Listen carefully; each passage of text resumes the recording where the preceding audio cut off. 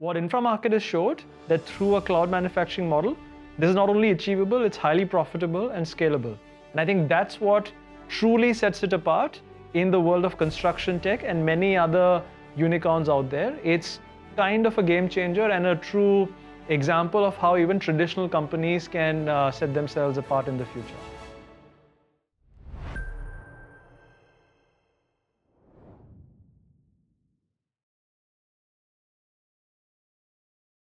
So going back right to the beginning of how we met Infra.Market. So the founder of Infra.Market, Shubhankar, he hit me up on LinkedIn, just visited me, no connection request, no message. I thought, okay, what is this firm, Infra.Market? I've never heard of them.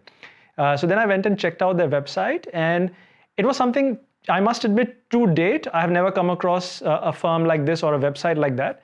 What they used to show back then was how much they've done in daily sales on amount of revenue they've generated, the amount in terms of tonnage of concrete, cement, aggregates, etc. that they've delivered in the last day, and how many deliveries that means. Which I thought, okay, that's crazy level of transparency and confidence. At the very least, I'm very excited to meet a company that does that.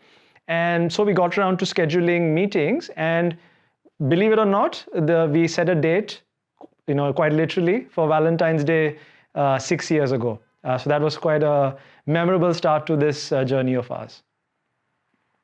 So what is Infra.Market doing? Interestingly, the answer to that question for us has changed over the years. So let me tell you what it actually looks like today. So imagine a house of brands, not very dissimilar from what you may see in FMCG products like your Unilever, Nestle, etc. But that applied to building materials. So you have a firm that is creating a house of brands for many different products and categories in building materials. And the way they're able to do it is through an asset-light cloud manufacturing approach. And it is literally the first company of its kind that is able to deploy this model and create category leadership across many different categories of building materials. Think as widely different as concrete, paints, tiles, specialty chemicals, wood, sanitary ware, etc. That's what they essentially do, and they've emerged as the category leader in many of these opportunities. Given that we met on Valentine's Day, I wonder, could it have been a really nice romantic start to the relationship? Was it indeed love on first sight? As much as I would like to say that, I think a more fitting description of what actually happened in our case might be that our relationship was the result of a true labor of love. There were so many signs of the greatness in the firm, which I think was hidden in plain sight right in front of me. And now when I reflect back, I sometimes get goosebumps as to how profound some of those things actually were as they were playing out. So to give you an idea, so the pitch never made any claims of a bold vision of something extravagant that was about to happen. It sounded surprisingly muted in terms of how outlandish the claims were. A large part of the presentation, actually, we went through an Excel spreadsheet. Keep in mind, the company until this point has always been net profitable. So the plan always also hinged or presented on what needs to be done or what could be done while keeping the firm profitable. So for me, it was an entirely new experience to see a company and a founder, Shubhankar, laying out the plan that, hey, this is what we'll do, this is what will happen, we'll stay profitable, and for this we need this many millions of dollars. It is very, very different from what you normally see from founders, which is described as things like vision, ambition, etc. What I had not realized at the time, and still every now and then light bulbs go over my mind, and I've realized it's kind of like a learning for me when we look at opportunities today, is there is a real superpower that founders like Shubhankar have who can use numbers, bookkeeping abilities, and precision and predictability in their plans, and how that can be a predictor of tremendous outsized success. So, there were actually two voices in my head. Let's call them the angel and the devil. So the angel in my head was saying, hey, what a cool company, what a game changer. It has been net profitable, already at significant scale, more than $1 million a month in revenue, consistently growing. And perhaps it's going to be a very new kind of business, which creates a new paradigm for how building materials get made in an asset-light way. I really wish that was the only voice going on in my head at that time. Unfortunately, there was one more voice, the devilish voice. And what this voice had to say, it latched onto one line made by Shovik in the meeting, where Shovik said, hey, after raising this round, he'll only stay in the city of Mumbai for the next 3 years. And I think the devil in my head kept saying, hey, surely that isn't the makings of a future unicorn. Which founder decides after raising a venture round to only stay in one city for the next 3 years? And I found myself battling these two voices in my head for the next few days after the meeting. Unfortunately, very sadly, the devil had the final say in this one. And the voice in my head said, hey, you know what? A lot of things are being done right by this firm, and they will probably do quite well, compound from where they are.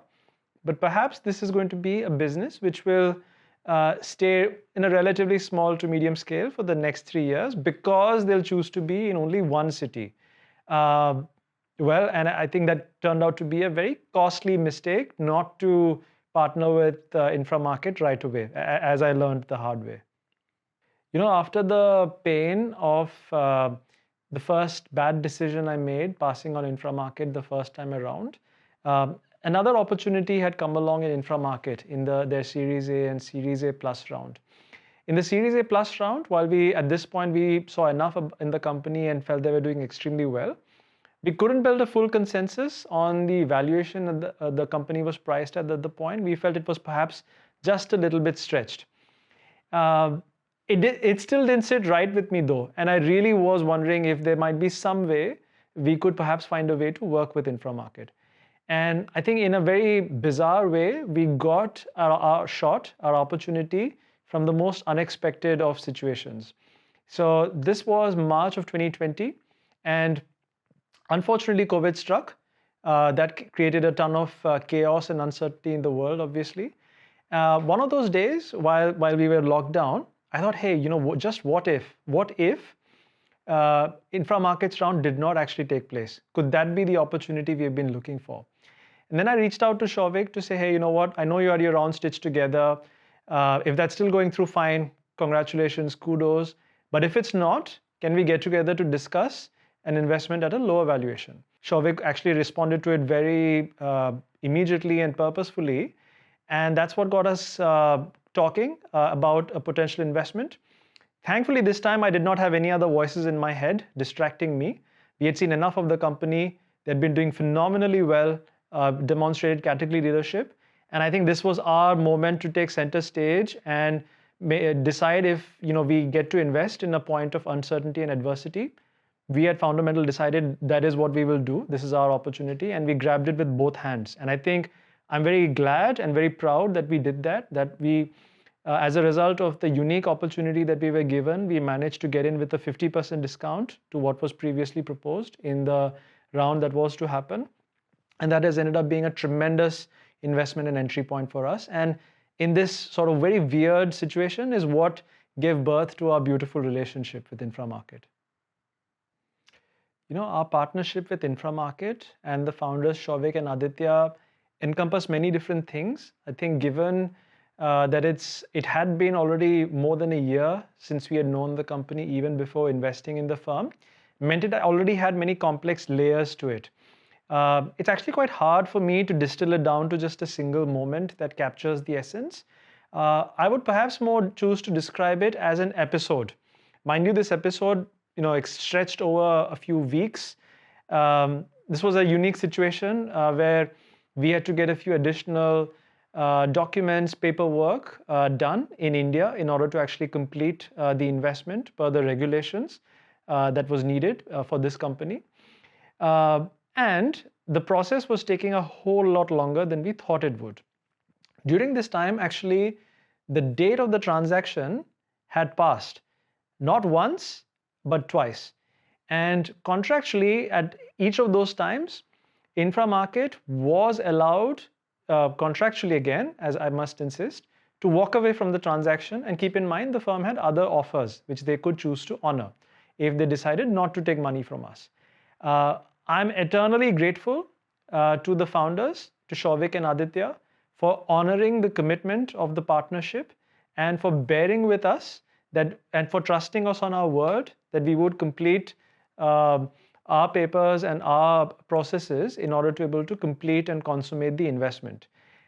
Years later, we still joke about that, and I find it truly commendable that for them, it was always a question not so much of trying to optimize to swap out one investor for the other, but it was always treated as once a word is given, it is sort of sacred. It's a sacred bond that cannot be broken, and they will go to every length to protect their investor. The reason I emphasize this as being sort of like the defining moment of our partnership is it has also shaped my view of what I actually look for in founders of other portfolio companies, in Foundamental or other prospects we look for, right? Am I, or would Foundamental just be another investor or another entry on the cap table for them, which they can swap out if things get inconvenient? Or will they stand by us, do right by us when things get very uncomfortable? And even when contracts are not giving us protection? I can tell you Infra.Market held their word, and for that, they have my greatest vote of confidence. I wish more founders would stick to such a high standard. The truth is, one of the reasons we actually decided to double down or actually invest and double down with conviction in Infra.Market at this time was actually COVID provided a very unique glimpse into how resilient and capable Infra.Market was on using adversity to actually increase its addressable market. So let me explain what that means here. So imagine, rewind back in time to March 2020. So India had one of the most absolute lockdowns in the world, where absolutely no construction activity was allowed. Obviously, put yourself in the shoes of Infra.Market. It puts you in a terrible situation. You are a firm that delivers building materials to construction sites, and now construction sites are no longer operating. So literally, in Infra.Market's case, for a few days, I think a couple of weeks or so, business came to a complete standstill. Now, most founders in this situation would say, hey, you know what? Tough luck. Lockdown, what can we do? So we just wait for things to change. And to be fair, most founders around that time we were talking to were in that situation. Infra.Market did had a very unique take to this. So they asked themselves the question, okay, you know what? Tough luck. We can't deliver products to building material sites, but what can we do given the situation? For them, the answer was that, hey, they're still allowed to ship essential building materials overseas, as in export from India to other markets. And they found out that construction chemicals was one of those products which were deemed to be essential products that were allowed to be shipped. And that's when they launched the construction chemicals categories for exports as well, by extension, started exporting. For the first time, they were exporting their products to other markets. Also around this time, because a lot of their clients had receivables with them, those clients had come under stress and they needed longer to be able to repay their dues. They worked with their trade insurance partner to sort of secure their obligations so that the company was not under stress to get back the obligations that were due to them. What this showed us was a very unique and timely opportunity to see how a company responds to adversity and stress. Do they complain about it? Do they kind of just deal with it? Or do they use it as an opportunity to increase their TAM? Quite interestingly, the tough situation that a COVID-induced lockdown had provided to the company was that we now knew that the founders were very nimble in responding to adversity, and the total addressable market for Infra.Market, while it was already very large, it was no longer limited to the few building materials they started with. It now expanded to doing exports. It now expanded to also include construction chemicals. And this sort of gave us a glimpse that this company, under the leadership of Shouvik and Aditya, will always be resilient and find ways to compound on itself, find new categories, new models, new markets to keep expanding themselves into. And it was actually an early glimpse into their whole approach to create a house of brands, have many different categories, operate in many different markets. And I think it was essential. In some ways, again, it was a unique blessing to create the DNA of the company that it is today, to establish leadership across so many categories. The moment when it turned unicorn, it's very difficult. It was a very, very profound moment for me.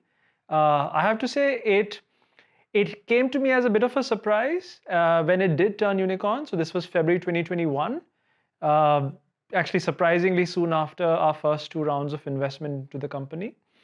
The way I think of it is, when we looked at the company in 2019 and then in 2020, it felt to me like it's inevitable that Infra.Market will be a unicorn the way it was run. What I had not realized, it's still such a tremendous feeling. It's such a profound realization when the sheer weight of the numbers hits you.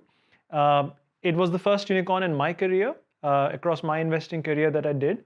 So I felt tremendously moved by the weight of it all. It has been our first unicorn at Foundamental. It has also, at that time, it was the first unicorn achieved by any construction tech focused fund anywhere in the world, right? So that was just how significant a milestone it was, which is why we were tremendously proud of it.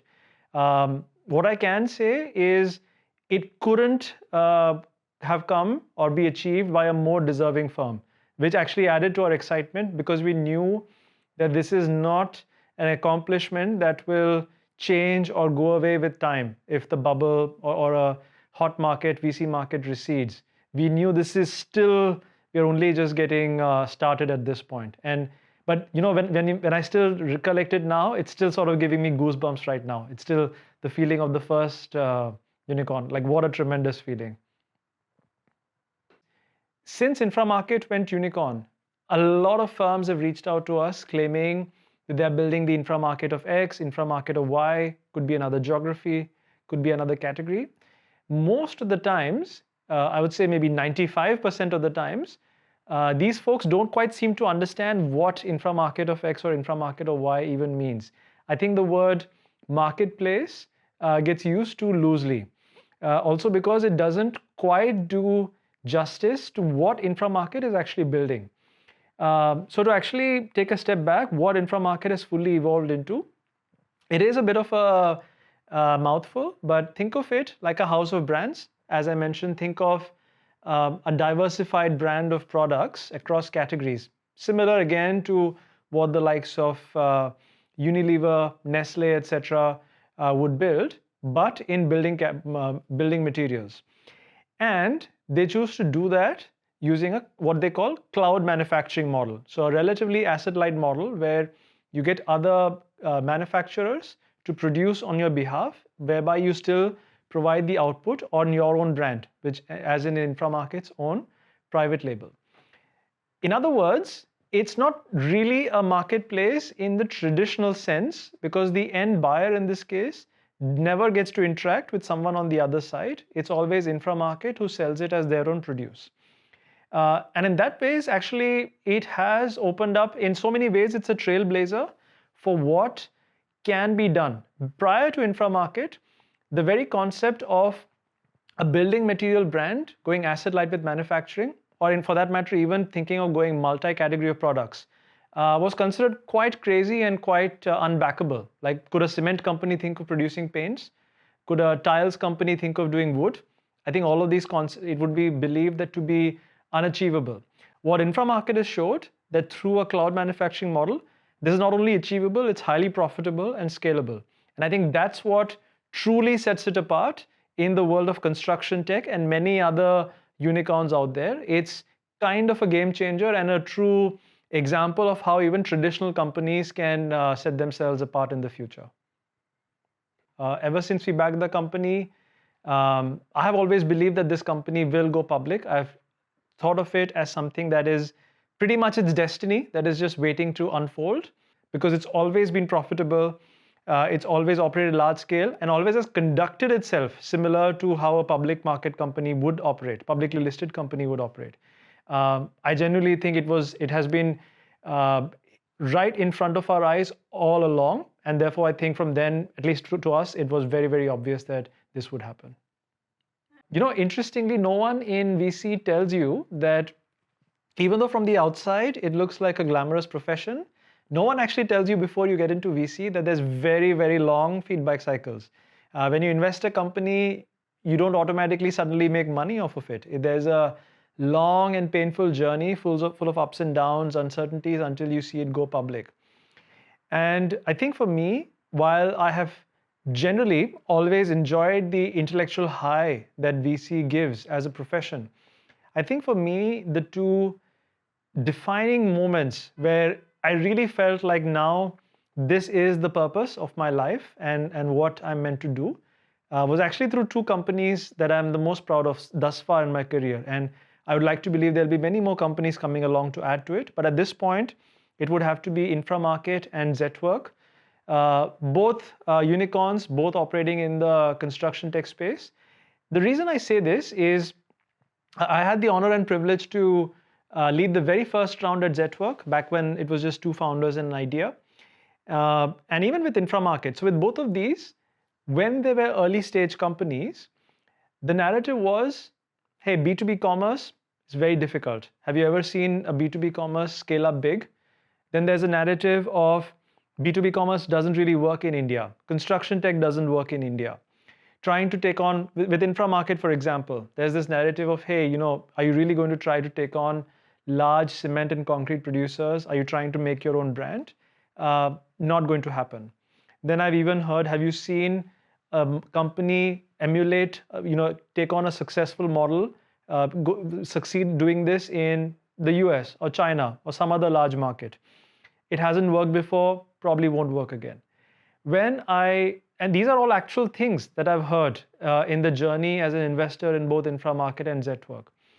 For me, it feels like a very emotionally satisfying climax to have heard all of that in the early journey of these companies, and then to see just how far they have come. Not just how far they've come, very close to now creating real value, listing on public markets, becoming enduring companies that a lot of people will be interacting with for their business, investing in as shareholders. And that reminds me how, at the end of the day, VC is about having the grit and the courage to back your own decisions with insane conviction. And to see it also come to fruition, I think gives me a tremendous sense of satisfaction and makes me feel it was indeed the purpose of my life. And I think around the time Infra.Market started really demonstrating its prowess, say circa 2020, 2021, I think that became quite abundant to me, that this is indeed what I'm here on earth to do.